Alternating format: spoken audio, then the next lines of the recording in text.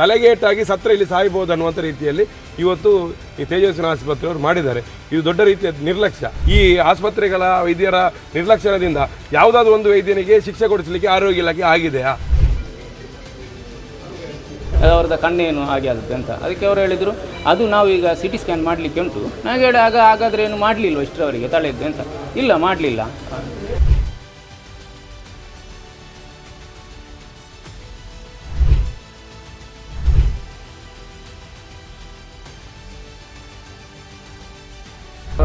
ನಾಲ್ಕೂವರೆಗೆ ಒಂದು ಕಾಲ್ ಬಂತು ಆಕ್ಸಿಡೆಂಟ್ ಆಗಿದೆ ಅಂತ. ಹಾಗೆ ನಾನು ಈ ತೇಜಸ್ವಿನಿ ಹಾಸ್ಪಿಟಲ್ಗೆ ಒಂದು ಅಡ್ಮಿಟ್ ಮಾಡಿದ್ದಾರೆ, ಬಂದು ನೋಡಿ ಅಂತ. ಆವಾಗ ನಾವು ಒಂದು 5 ಕಾಲಾಗಿ ಇಲ್ಲಿ ರೀಚ್ ಆಗಿದ್ದೆವು. ಆವಾಗ ಬೆಡ್ಡಿನಲ್ಲಿದ್ದರು ಅವರು. ಬೆಡ್ಡಿನಲ್ಲಿ ನೋವಿನ ನರಳಾಟಿದ್ದರು. ಹಾಗೆ ನಾವೇನು ಹೇಳುವಾಗ ಡಾಕ್ಟರ್ ಹತ್ರ ಅದು ಕಾಲಿಗೆ ಸ್ವಲ್ಪ ಪೆಟ್ಟಾಗಿದೆ, ಎಕ್ಸ್ರೇ ಮಾಡಬೇಕು ಅಷ್ಟೇ ಹೇಳಿದರು. ಮತ್ತು ತಲೆಗಾಯ ಉಂಟು, ತಲೆಗಾಯ ಇರುವಾಗ ಏನು ಪೆಟ್ಟು ಉಂಟು ತಲೆಗೆ ಏನಿಲ್ಲ ಅಂತ ಹೇಳಿದರು. ಹಾಗೆ ಸೊಂಟದು ಕಾಲಿದ್ದು ಎಕ್ಸ್ರೇ ಮಾಡಿದರು. ಮತ್ತು ತಲೆಗೆ ಏನು ಮಾಡಲಿಲ್ಲ. ಒಂದು 8:30 ಸಮಥಿಂಗ್ 8:30 ಒಂದು ಡಾಕ್ಟ್ರು ಬಂದರು, ತಲೆದೊಂದು ಸ್ಕ್ಯಾನ್ ಮಾಡಬೇಕಂತ ಹೇಳಿದರು. ಸ್ವಲ್ಪ ವಾಂತಿ ಆಗ್ತದೆ ಇದೆ, ತಲೆಗೆ ಒಂದು ಸ್ಕ್ಯಾನ್ ಮಾಡಬೇಕಂತ. ಹಾಗೆ ಸ್ಕ್ಯಾನ್ ಮಾಡುವಾಗ ಬ್ಲಡ್ ಎಲ್ಲ ಲೀಕ್ ಆಗಿದೆ, ಅವರು ಬದುಕೋದು ಚಾನ್ಸು ತುಂಬ ಕಡಿಮೆ ಇದೆ ಒಂದು ಹಾಗೆ ಅಂತ ಡಾಕ್ಟ್ರು ರಿಪೋರ್ಟ್ ಕೊಟ್ಟರು. ಡಾಕ್ಟ್ರು ಏನು ಹೇಳಿಲ್ಲ ತಲೆಗೆ ಕೇಳುವಾಗ ಅವರು ಹೇಳಿದರು ಏನು ತಲೆಗೇನು ಪೆಟ್ಟಿಲ್ಲ, ಇದಕ್ಕೆ ಕಾಲಿಗೆ ಒಂದು ಸ್ಕ್ಯಾನ್ ಮಾಡಿದರೆ ಎಕ್ಸ್ರೇ ಮಾಡಬೇಕಂತ ಹೇಳಿದರು. ನಮಗೆ ಗೊತ್ತಿಲ್ಲ, ಡಾಕ್ಟ್ರು ಹೇಳಿದಂಗೆಲ್ಲ ಹಾಗೆ ಮಾಡಿದೆವು. ನೋಡುವಾಗ 8 ಗಂಟೆ ಬೇರೆ ಒಂದು ಡಾಕ್ಟ್ರು ಬಂದರು. ಅವರು ಹೇಳಿದರು ತಲೆದೊಂದು ಸ್ಕ್ಯಾನ್ ಮಾಡಬೇಕಂತ. ಒಂದು 8:30-9 ಇವರು ಸ್ಕ್ಯಾನ್ ಮಾಡಲಿಕ್ಕೆ ಸಿಟಿ ಸ್ಕ್ಯಾನಿಗೆ ಕೊಂಡೋಗಿದ್ದಾರೆ. ಆಕ್ಸಿಡೆಂಟ್ ಆಗಿದ್ದು ಬಿಜೆಯಲ್ಲಿ ಬೈಕಿನವನು ಕಾರ್ನವನು ಅಡ್ಡ ಬಂದಂತೆ ತಿರುಗಿಸಿದರು. ಇವರು ರಸ್ತೆ ದಾಟುತ್ತಿದ್ದರು. ಕಾರ್ನವನು ಮಿಸ್ಟೇಕ್ ಏನಿಲ್ಲ, ಅವನು ಕ್ರಾಸಿಂಗ್ ಆಗುವಾಗ ಬೈಕಿನವನು ಎದುರು ಬಂದಿದ್ದಾನೆ. ಅವನು ಕ್ರಾಸಿಂಗ್ ಮಾಡಿ ಇವರಿಗೆ ಬಂದು ಜಾಸ್ತಿ ಮಾಡೋದು ಅಷ್ಟೇ. ನಾನು 6:10 ಇಲ್ಲಿ ಹಾಸ್ಪಿಟಲ್ಗೆ ಬಂದಿದ್ದೆ. ಬರುವಾಗ ಪೇಷಂಟನ್ನು ಸ್ಕ್ಯಾನಿಂಗ್ ಮಾಡಿ ಹೊರಗಡೆ ತಗೊಂಬರ್ತಾಯಿದ್ರು. ಆಗ ತಲೆಯಲ್ಲಿ ಅವ್ರದ್ದು ಪೆಟ್ಟಿತ್ತು ತಲೆಯಲ್ಲಿ.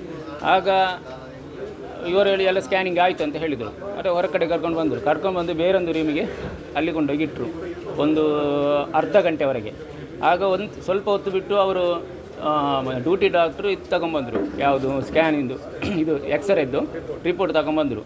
ಅದರಲ್ಲಿ ಎಲುಬೆಲ್ಲ ಮುರಿದದ್ದು ಕಾಣ್ತದೆ, ಹುಡ್ದೆಲ್ಲ ತೋರಿಸುವಾಗ ಆನಂತರ ಏನಾಯಿತು ಅಂದರೆ ಪಾರ್ಟಿ ಹತ್ರ ಅವರು ಆಕ್ಸಿಡೆಂಟ್ ಮಾಡಿ ಅವ್ರ ಹತ್ರ ತರ್ಕ ಆಗ್ತಾಯಿತ್ತು.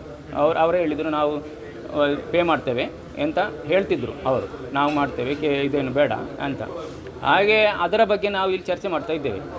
ಅಷ್ಟೊತ್ತಾಗುವಾಗ ಅವರೇನು ಮಾಡಿದರು ಏನಂದರೆ ನಮಗೆ ಬೇಡ, ನಾವು ಇದು ಕಂಪ್ಲೇಂಟ್ ಮಾಡ್ತೇವೆ, ಇನ್ಸೂರಿದೆ ಕ್ಲೈಮ್ ಮಾಡುವ ಅಂತ. ಆಯ್ತೆಂದಾಗ ಅವರು ಹೇಳಿದರು 2 ಜನರನ್ನು ನೀವು ಕಳಿಸಿ ಅಂತ ನಿಮ್ಮವರದ್ದು ಸ್ಟೇಷನಿಂದ ಅವರು ಹೋಗಿ ಕಾಲ್ ಮಾಡಿದರು ನನಗೆ. ನಾನೇನು ಮಾಡಿದೆ, ಇಲ್ಲಿ ಫಸ್ಟಿಗೆ ಬಂದವರು ಅಡ್ಮಿಟ್ ಆದ ನಂತರ 2 ಬಂದಿದ್ದರು. ಅವರನ್ನು ಏನು ಮಾಡಿದೆ, ಅವ್ರ ಹತ್ರ ಕಳಿಸಿಕೊಟ್ಟು ನಾನು ಇಲ್ಲಿಯೇ ಇದ್ದೆ.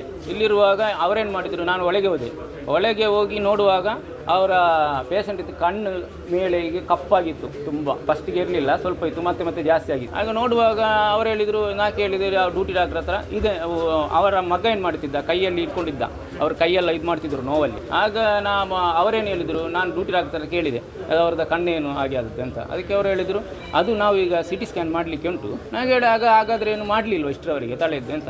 ಇಲ್ಲ, ಮಾಡಲಿಲ್ಲ. ಅದಕ್ಕೆ ಅಲ್ಲ, ಅದು ಈಗ ಮಾಡ್ತೇವೆ ಅಂತ ಹೇಳಿದರು. ಹಾಗಾದರೆ ಮಾಡಿ ಅಂತ ಹೇಳಿದೆ. ಆಯ್ತಾಯ್ತು ಮಾಡ್ತೇವೆ ಅಂತ ಹೇಳಿದರು. ಇವರು ಬರೋದು ಕಾಣೋದಿಲ್ಲ ಮತ್ತೆ ನಾನು ಇವರು ಕೂಗ್ತಾ ಇದ್ದಾರೆ. ಕೂಗುವಾಗ ನಾನು ಪುನಃ ಹೋಗಿ ಕೇಳಿದೆ, ಅವರು ಕೂಗ್ತಾ ಇದ್ದಾರೆ, ನೀವು ಹೀಗೆ ಮಾಡ್ತಿದ್ದೀರಾ, ಅವರು ಏನು ಮಾಡಿ ಅಂತ. ಒಂದು ಆಕ್ಸಿಡೆಂಟ್ ಆಗಿ ನಾನು ಬಂದು 1 ಗಂಟೆಯಲ್ಲಿ, ಇದು ನಾನು 6:10 ಬಂದಿದ್ದೇನೆ. ಆನಂತರ ಅವರೇನು ಮಾಡಿದರು, ಒಳಗಡೆ ಇಲ್ಲೆಲ್ಲ ನಾನು ನೋಡ್ತೇನೆ ಅಂತ ಬಂದರು, ನೋಡುವಾಗ ನಾನು ಕೇಳಿದ್ದು ಎಂಥದ್ದು ಅಂತ. ಅದೇ ಹೇಳಿದರು ತಲೆಗೆ ಪೆಟ್ಟಾದದ್ದು, ಇಲ್ಲಿಗೆ ಬೀಡಿಂಗ್ ಆಗ್ತಾ ಉಂಟು ಅಂತ, ರಕ್ತ ಅಂತ. ಆಗ ನಾನು ಹೇಳಿದೆ ಇಷ್ಟು ಸೀರಿಯಸ್ ಇದ್ದು ನೀವು ಏನು ಮಾಡ್ತಾ ಇದ್ದೀರಾ ಅಂತ. ಅಷ್ಟೊತ್ತಿಗೆ ಅವ್ನು ಕಾಲ್ ಮಾಡಿದರು, ಯಾರಿಗೆ, ಡಾಕ್ಟ್ರಿಗೆ ಕಾಲ್ ಮಾಡಿದ್ದು. ಅವರು ಬಂದ ಮೇಲೆ ಕಾಲಿಗೆಲ್ಲ ಎಮರ್ಜೆನ್ಸಿಯಾಗಿ ಎಲ್ಲ ಪ್ಲಾಸ್ಟರ್ ಹಾಕಿದ್ರು, ಮೇಲೆ ಕೊಂಡು ಹೋಗಿ ಆಮೇಲೆ ಒಂದು ಅರ್ಧ ಗಂಟೆ ಆಗಿರಬೇಕು. ಅರ್ಧ ಗಂಟೆ ಆಗುವಾಗ ನನ್ನನ್ನು ಪುನಃ ಕರೆದರು.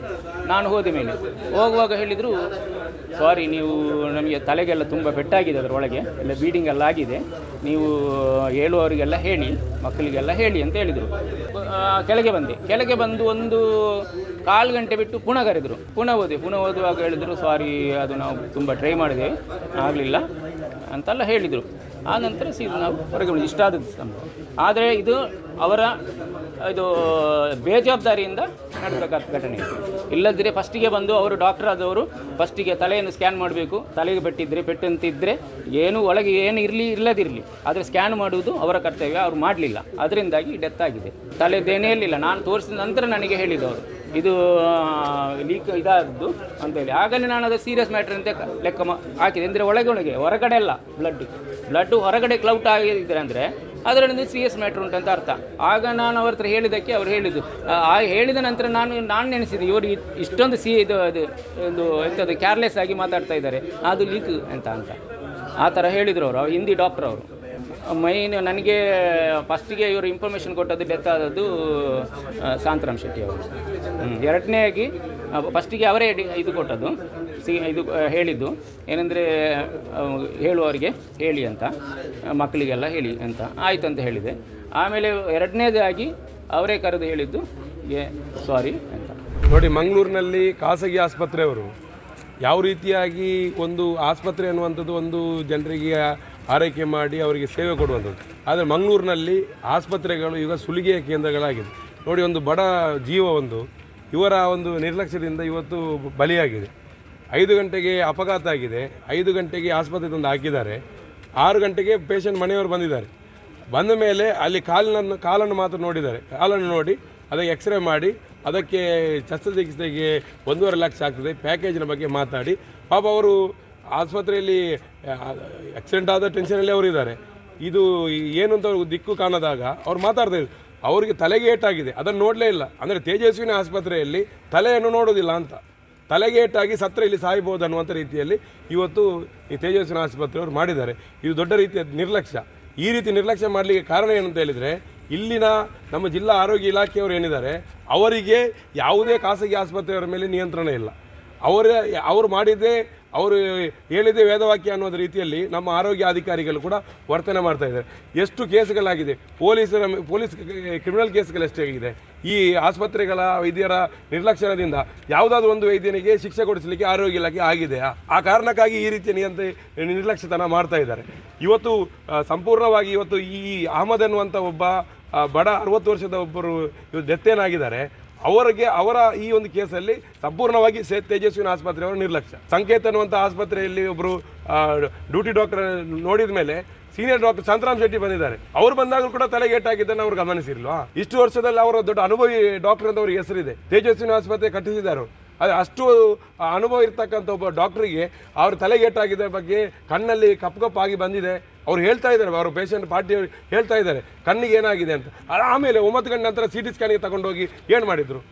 ಕೊಟ್ಟಿರ್ತಕ್ಕಂಥ ಡೆಡ್ ಬಾಡಿಯನ್ನು ವಾಪಸ್ ಕೊಟ್ಟಿರ್ತಕ್ಕಂಥ ದುಡ್ಡಿನ ವಿಚಾರ ಇಲ್ಲ ಇಲ್ಲಿ. ಎಷ್ಟು ತೇಜಸ್ವಿನಿ ಆಸ್ಪತ್ರೆಗೆ ಎಷ್ಟು ಜನ ರೋಗಿಗಳು ದುಡ್ಡು ಕೊಟ್ಟು ಹೋಗಿದ್ದಾರೆ? ನಾವು ಏನಾದರೂ ಮಾಡಿ ಭಿಕ್ಷೆ ಬೇಡಿ ಆದರೂ ಇಲ್ಲಿ ಆಸ್ಪತ್ರೆ ಬಿಲ್ ಕಟ್ತೀವಿ ನಾವು. ಯಾವುದಾದ್ರೂ ಒಂದು ಬಾಕಿ ಆಗಿದೆ ಹೇಳಿ ಅವರು, ಯಾವ ಆಸ್ಪತ್ರೆಯಲ್ಲಾದರೂ ಅಷ್ಟು ಗೊತ್ತಿರುವಾಗ ಕೂಡ ಈ ರೀತಿ ನಿರ್ಲಕ್ಷ್ಯತೆ ಯಾಕೆ ಮಾಡಿದೆ ಅವರು? ಇವತ್ತು ಇದನ್ನು ನಾವು ಒಪ್ಪಲಿಕ್ಕೆ ಸಾಧ್ಯ ಇಲ್ಲ. ನಾವು DYFI ಸಂಘಟನೆಯಿಂದ ಈ ತೇಜಸ್ವಿ ಆಸ್ಪತ್ರೆಯ ವೈದ್ಯರೇನು ಆ ರೋಗಿಯನ್ನು ನೋಡಿದ್ದಾರೆ ಅವರ ಮೇಲೆ ಆ್ಯಕ್ಷನ್ ಆಗಬೇಕು. ಮತ್ತು ಈ ಆಸ್ಪತ್ರೆಗಳ ಸಿಬ್ಬಂದಿಗಳು ಯಾವ ರೀತಿ ವರ್ತನೆ ಮಾಡಿದರೆ ನಾವು ನೋಡಿದ್ದೇವೆ, ಅವರ ಮೇಲೆ ಕೂಡ ಕ್ರಮಗಳನ್ನ ಕೈಗೊಳ್ಳಬೇಕು.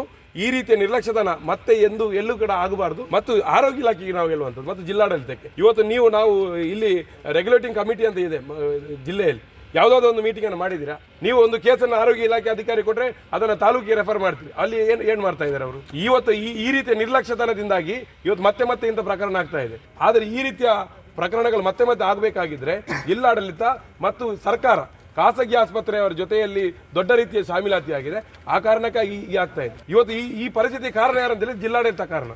ಹಾಗಾಗಿ ಈ ಪ್ರಕರಣವನ್ನು ಗಂಭೀರವಾಗಿ ಜಿಲ್ಲಾಡಳಿತ ನೋಡಬೇಕು.